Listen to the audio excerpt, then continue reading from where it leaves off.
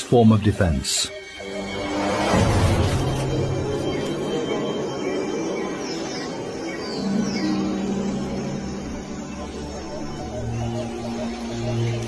The lizard freezes in shock.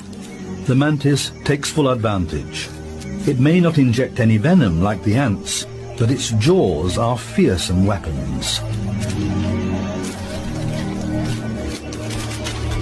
The lizard, stupefied with pain, believes it can still shake off its attacker.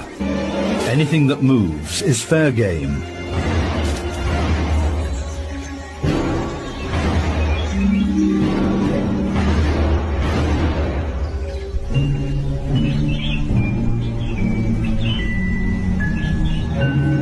It sets to work without a moment's delay. In a few hours, the lizard will be a mere skeleton. The contrast could hardly be more extreme.